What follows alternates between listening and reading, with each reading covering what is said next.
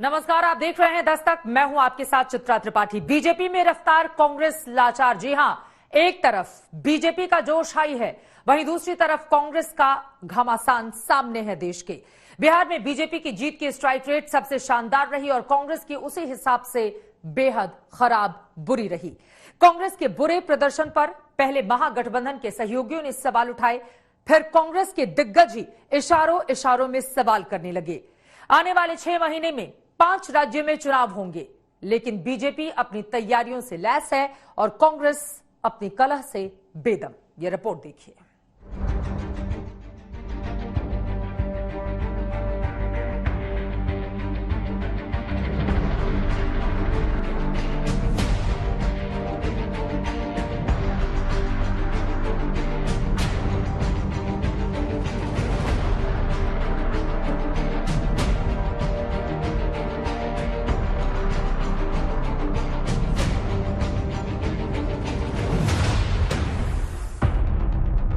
एक तरफ बीजेपी के बड़े बड़े नेता हैं जो 24 घंटे एक्शन में दिखते हैं। हर राज्य से परिवारवादी पार्टियों को चुनाव में करारी हार सहन करनी पड़ी है। अब तमिलनाडु की बारी है। यहां पर भी एक परिवारवादी पार्टी चलती है जो डेमोक्रेटिक वैल्यूज पर नहीं चलती, परिवार को ही आगे बढ़ाकर अपनी राजनीति करती है। दूसरी तरफ कांग्रेस में नेतृत्व का ऐसा संकट है कि बड़े बड़े नेताओं की निराशा खुलकर सामने आने लगी है। इश्क होना चाहिए आदमी को पार्टी से। आज हमारी प्रॉब्लम लीडरों की क्या है? लीडरों के है टिकट ले दिया तो जाके 5 स्टार में पहले बुक हो गया, फिर 5 स्टारों में भी कौन सा अच्छा है उसमें चले जाए कि 5 स्टार डिलेक्स होगा तो उसमें जाएंगे, फिर एयर कंडीशन गाड़ी के बगैर नहीं जाएंगे, फिर जहां कच्ची सड़क है वहां नहीं जाएंगे। 5 स्टार से इलेक्शन नहीं लड़े जाते। बिहार में चुनाव के नतीजे ने बीजेपी में अरमानों की नई उड़ान पैदा कर दी है। बीजेपी वहां एनडीए की नंबर 1 पार्टी है। आरजेडी से भले ही एक सीट से पीछे रह गई, लेकिन उसकी जीत की स्ट्राइक रेट सबसे शानदार है। उस जीत ने बीजेपी के नेताओं में ऐसा जोश भरा कि पार्टी के तमाम दिग्गज बड़े बड़े मिशन में जुट गए। गृह मंत्री अमित शाह अगले साल होने वाले पश्चिम बंगाल चुनाव को लेकर सक्रिय हैं। पश्चिम बंगाल में पूरी बीजेपी अपने दल बल के साथ एक्टिव है। हर महीने पार्टी अध्यक्ष जेपी नड्डा और गृह मंत्री अमित शाह बंगाल जाएंगे। वहीं अगले साल तमिलनाडु में भी चुनाव के मद्देनजर गृह मंत्री अमित शाह ने तमिलनाडु का दौरा किया। विधानसभा चुनाव छोड़िए, स्थानीय चुनावों में भी बीजेपी ने पूरी ताकत झोंक दी है। हैदराबाद में नगर निगम के चुनाव में सूचना और प्रसारण मंत्री प्रकाश जावड़ेकर ने मोर्चा संभाला है, तो जम्मू और कश्मीर में जिला विकास परिषद यानी डीडीसी के कश्मीर में चुनाव का जिम्मा केंद्रीय मंत्री मुख्तार अब्बास नकवी और पार्टी प्रवक्ता शहनवाज हुसैन को सौंपा गया है। दूसरी तरफ जम्मू में केंद्रीय मंत्री जनरल वीके सिंह और अनुराग ठाकुर प्रचार संभाल रहे हैं। बीजेपी इतने तक नहीं रुकी है, बल्कि चुनाव दर चुनाव उसने अपने लक्ष्य तय कर रखे हैं। जरूरत पड़ेगी तो चेहरा भी आ जाएगा, व्यक्ति भी आ जाएगा और विजय सुनिश्चित है। 2/3 बहुमत के साथ भारतीय जनता पार्टी यहाँ सरकार बनाने जा रही है। ममता दीदी इसको रोक नहीं सकती। एक तरफ बीजेपी एक जीत से चौवे पर उचक कर दूसरी जीत की गर्दन पर सवार होने का मन बना चुकी है, तो दूसरी तरफ कांग्रेस ने मानो हारने का रिकॉर्ड बनाने की ठान ली है। उसमें अगर कुछ है तो सिर्फ एक सवाल कि कांग्रेस का नेतृत्व अपनी कुंभकर्णी नींद से कब उठेगी। सारे ये तर्क मीडिया के सामने आकर उछलना, इसमें मेरा जरूर आपत्ति है, क्योंकि हमारे पार्टी तो एक डेमोक्रेटिक पार्टी है जहां हमारे फोरम होते हैं, बोलने का जगह होता है, आजादी भी है। हुआ जाके आप कहो।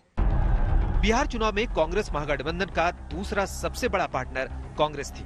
कांग्रेस ने 70 सीटों पर चुनाव लड़ा और सीटें जीती सिर्फ 19। उसकी स्ट्राइक रेट अगर महागठबंधन के दूसरे दलों मसलन आरजेडी और लेफ्ट की तरह होती तो आज महागठबंधन की बिहार में सरकार होती। ये कचोट आरजेडी की जुबान पर भी उभर आई। कांग्रेस जो है महागठबंधन के पैर में जंजीर बन गई। अब 70 उम्मीदवार कांग्रेस के लड़े और कांग्रेस ने 70 सभा भी नहीं किया। चुनाव हो रहा है, राहुल गांधी जो है प्रियंका जी के साथ जाकर के मैंने शिमला में उनके घर पर पिकनिक मना रहे हैं। इस पर आरजेडी ने भले ही तिवारी के बयान को व्यक्तिगत कहकर पल्ला झाड़ लिया। लेकिन बिहार चुनाव में देखें तो राहुल गांधी ने कुल 8 रैलियां की और 70 सीटों पर 19 जीत के साथ स्ट्राइक रेट रहा 27%। इनसे बहुत आगे 12 रैलियां खुद प्रधानमंत्री नरेंद्र मोदी ने कर दी। बीजेपी ने 110 सीटों पर लड़कर 74 सीटें जीती, यानी जीत का स्ट्राइक रेट 67%। वहीं बीजेपी के अध्यक्ष जेपी नड्डा ने तो पहले दिन से डेरा डाल दिया था। बिहार चुनावों और 11 राज्यों में हुए उपचुनावों में कांग्रेस के खराब प्रदर्शन के बाद कांग्रेस के अंदर कोहराम मचा है। तो ये जो चुनाव के परिणाम आए हैं, मैं उन परिणाम के आधारों पे एक आईना दिखा रहा हूं अपनी कांग्रेस पार्टी को, कांग्रेस के लोगों को।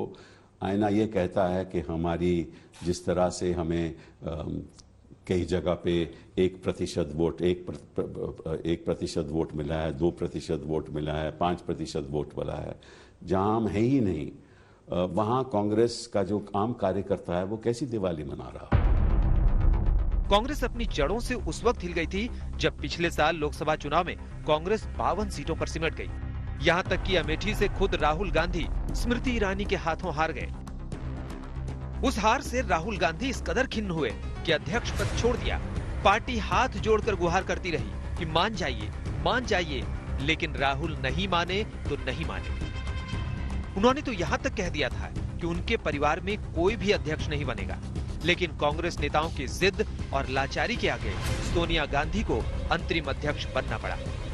वो अब तक अध्यक्ष है, लेकिन पार्टी कैसे चल रही है इसको लेकर निराशा और भ्रम की स्थिति है। कांग्रेस नेताओं को समझ नहीं आ रहा कि वो अब कौन सा बयान दें। बेहतर ये हो कि बैठकर कोई रास्ता हम लोग निकालें और पार्टी को फिर से दोबारा कैसे वापस लाया जाए, मजबूत किया जाए, इसके लिए बात करनी चाहिए। इसको ज्यादा कंट्रोवर्सी में जाना उचित नहीं होगा।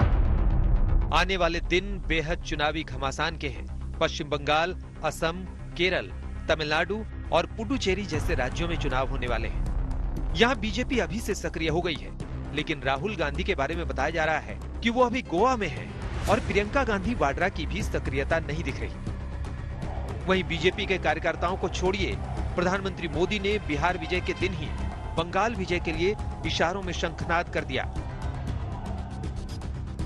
अगले साल मई तक जिन 5 राज्यों में चुनाव होने वाले हैं, उनमें 4 राज्यों में कांग्रेस सत्ता से बाहर है, लेकिन सत्ता पाने के लिए बेचैनी कांग्रेस में दिखती नहीं। आज तक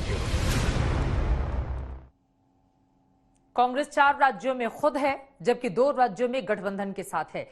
लेकिन अभी मौजूदा स्थिति उसकी यह है कि लगातार विरोध की आवाज उठते हुए चले जा रहे हैं और उसको खत्म करने वाला, दबाने वाला या ठीक करने वाला कोई भी नेता नजर नहीं आता है। आगे बढ़ते हुए बात अब तरुण गोगोई की करेंगे। असम के पूर्व मुख्यमंत्री और कांग्रेस के वरिष्ठ नेता तरुण गोगोई का आज निधन हो गया। वो 86 साल के थे। गोगोई को कोरोना हुआ था, लेकिन उससे वो ठीक हो गए थे। लेकिन उसके बाद कई दिक्कतें उनको होने लगी, जिसके कारण उनका देहांत हो गया। गोगोई ने असम की राजनीति में ऐसी छाप छोड़ी कि उनके सियासी विरोधियों की आंखें भी आज नम थीं।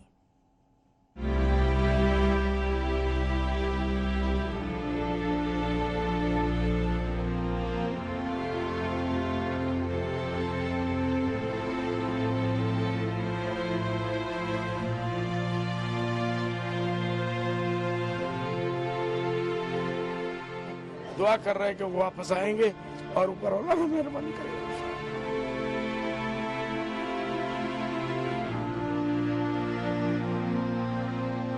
जिसकी राजनीति हमेशा तरुण रही, उस 86 साल के तरुण गोगोई के लिए सियासी विरोधी भी दुआ करते हुए रो पड़े।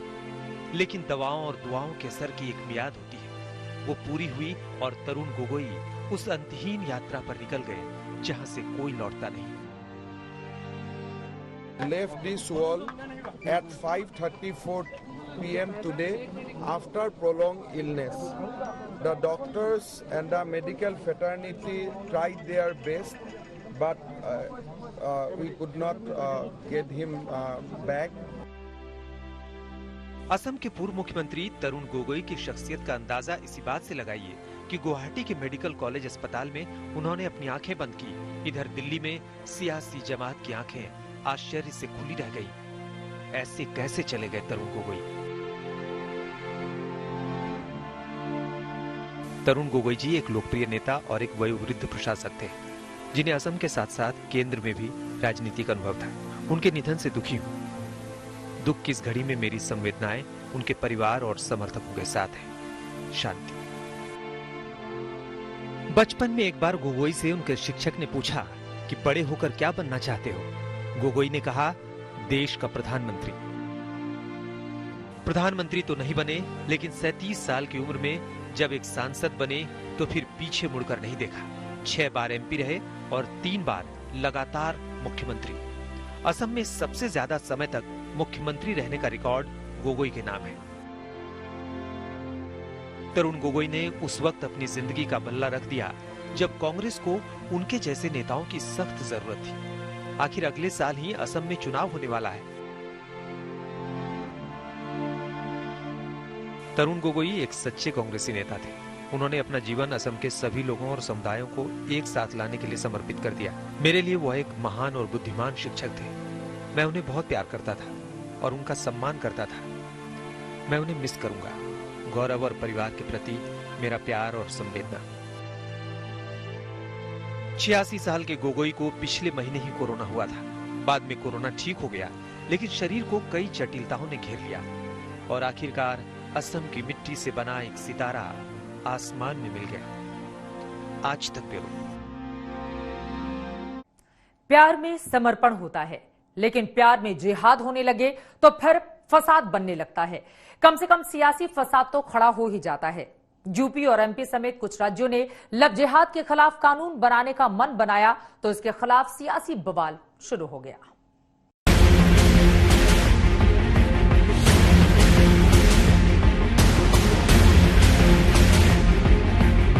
लव जिहाद। जब मोहब्बत की आड़ में शादी को धर्म का धंधा बना दिया है तो उस धंधे वाले बजबजाते बाजार से जो शब्द निकलता है उसे कहते हैं लव जिहाद। पिछले दिनों में लव जिहाद के कई मामले सामने आए। इसी नवंबर महीने में नोएडा में एक लड़की ने साहिल सिंह नाम के एक लड़के के खिलाफ मामला दर्ज कराया, जो वास्तव में साहिल खान था। 9 सितंबर को कानपुर में एक मुस्लिम किराएदार पर मामला दर्ज हुआ कि उसने हिंदू नाम बदलकर घर किराए पर लिया और फिर मकान मालिक की लड़की से 2 साल तक प्यार का खेल खेलता रहा। इसी साल जनवरी में हरियाणा के पलवल में 3 बच्चों के एक मुस्लिम पिता ने हिंदू बनकर एक लड़की से शादी की और फिर गैंगरेप किया। ऐसी घटनाओं के खिलाफ उत्तर प्रदेश से मध्य प्रदेश तक तमाम राज्य सरकारें कानून बनाने की बात कर रही हैं।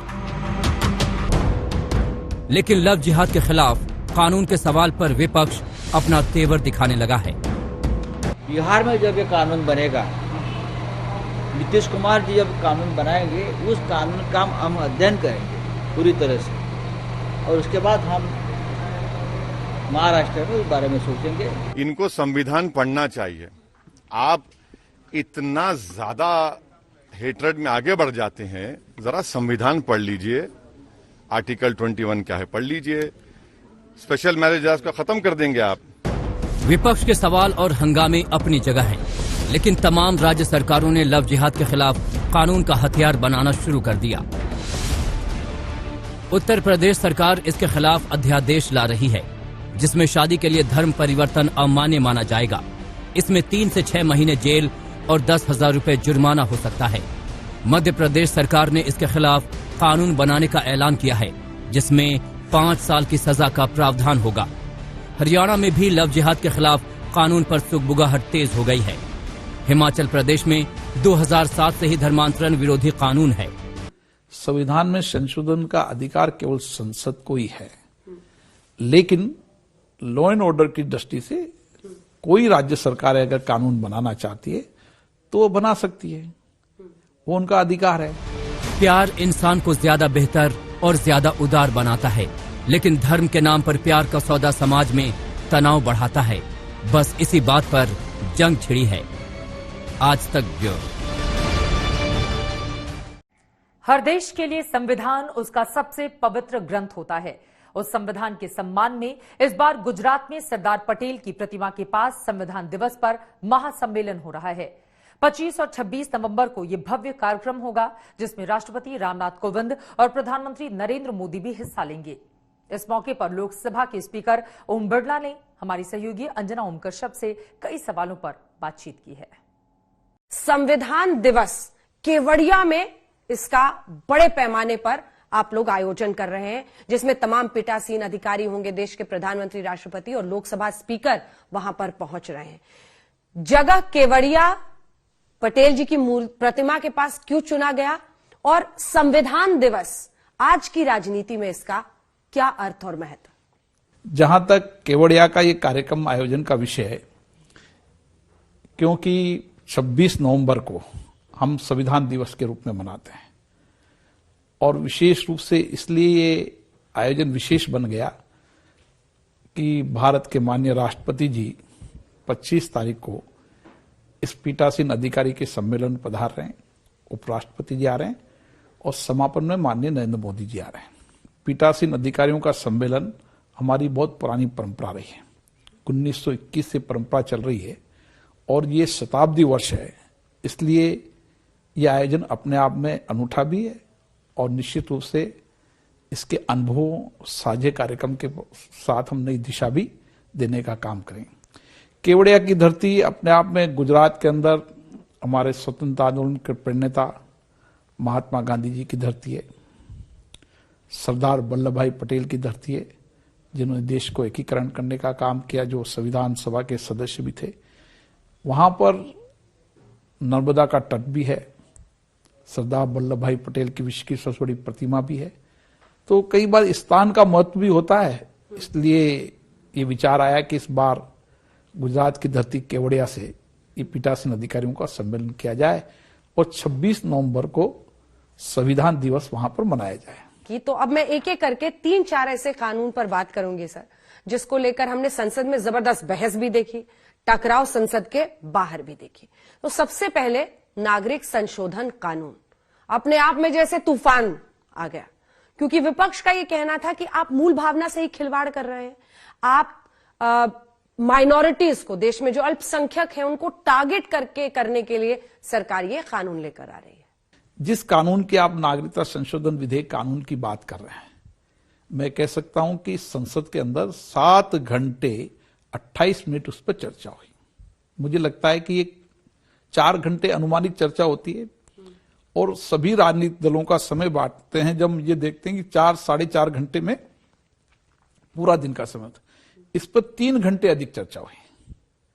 तो हमारा लोकतंत्र का मंदिर की विशेषता है कि आप संवाद करो, चर्चा करो और बहुमत होती है, वो पारित होता है। लेकिन कोई विधेयक पर चर्चा न हो, संवाद न हो और पारित हो जाए या नियम प्रक्रिया के खिलाफ पारित हो, जब आप सवाल उठा सकते हैं। मुझे लगता है कि नागरिकता संशोधन विधेयक पर सभी दलों ने अपने विचार रखे, अपनी बात रखी, कानूनन पक्ष पहलू भी रखे। जिन चीजों की आप चर्चा कर रही है उस सदन में उन पक्षों और पहलुओं को भी उन्होंने रखा, लेकिन सदन के अंदर बहुमत जिस दल का होता है, सरकार उस विधेयक को लाती है, वह अगर बहुमत उनके साथ होता है तो पारित हो जाता है। तो एक्स्ट्रा टाइम आप किसको देते हैं सर ज्यादा, जिनके पास बहुमत है, या आप विपक्ष को भी देते हैं टाइम? प्रतिपक्ष को भी पूरा समय देते हैं, क्योंकि प्रतिपक्ष की भी महती भूमिका सदन में रहती है और मेरी कोशिश रहती है कि इस लोकतंत्र की ये विशेषता है कि यहां पर संवाद हो, चर्चा हो, सहमति असहमति हमारे लोकतंत्र में होती है, लेकिन प्रतिपक्ष को पर्याप्त समय, पर्याप्त अवसर मिले। कुछ ऐसा एग्जाम्पल आपको याद है? मुझे नहीं लगता कि किसी ने ये सवाल पैदा किया हो कि हमें अवसर नहीं दिया। किसी दल ने, एक व्यक्ति भी, एक दल का व्यक्ति था, उसको भी मैंने मौका दिया।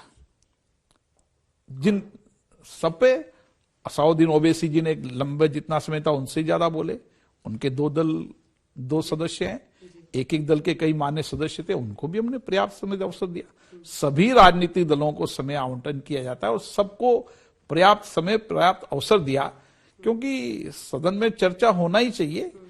यही तो हमारे लोकतंत्र की विशेषता है। अब सर आते हैं अनुच्छेद 370 पर, इसका हटाया जाना, क्योंकि इस बार जब चाहे वो डेवलपमेंट काउंसिल के चुनाव वहां पर हो रहे हैं, जम्मू कश्मीर या कहीं भी, ये जितनी भी ऑपोजिशन की पार्टियां हैं, विपक्ष के जो राजनीतिक दल हैं, वो ये कह रहे हैं कि हम सरकार ने जो उठाया है उसको हम रिपील करेंगे, मतलब हम फिर से अनुच्छेद 370 स्थापित करें। क्या ये मुमकिन है संविधान के तहत? क्या उनकी जो ये चुनावी प्लैंक है उसमें दम है अब ये तो वो राजनीतिक दल जाने कि वो रिपील हो सकता है नहीं हो सकता, लेकिन मेरी जितनी जानकारी है, मैंने इस विधेयक पर पूर्णतः चर्चा कराई। 8 घंटे 22 मिनट इस पर चर्चा हुई और चर्चा होने के बाद मत विभाजन हुआ और मत विभाजन के बाद जो संकल्प पारित हुआ वो देश की जनता के सामने है। स्पीकर के रूप में एक न्यूट्रल भूमिका आपकी है, लेकिन सर इसमें इस मुद्दे पर इसलिए भी आरोप लगा क्योंकि जिस सिचुएशन में इसे पास कराया गया उस वक्त प्रेसिडेंट रूल लगा हुआ था जम्मू कश्मीर में। उन्होंने कहा इस पर असेंबली तो जम्मू कश्मीर की बैठी नहीं, वहां पर कोई प्रस्ताव पारित नहीं हुआ, तो उस पूरे प्रक्रिया पर ही एक सवाल खड़ा हो। आपने कहा जो कानूनी रूप से इस पर भी चर्चा हुई, इस कानूनी पहल पर भी चर्चा हुई कि ये किस तरीके से राष्ट्रपति शासन लग रहा है और ये अधिकार संसद को है नहीं, इन सारे चीजों पर कानूनी रूप से चर्चा हुई और चर्चा होने के बाद सरकार ने जवाब दिया और सरकार ने कहा कि ये संसद का अधिकार है, इसलिए हम इस संकल्प को ला रहे हैं और कानून रूप से उन्होंने अपनी बात रखी।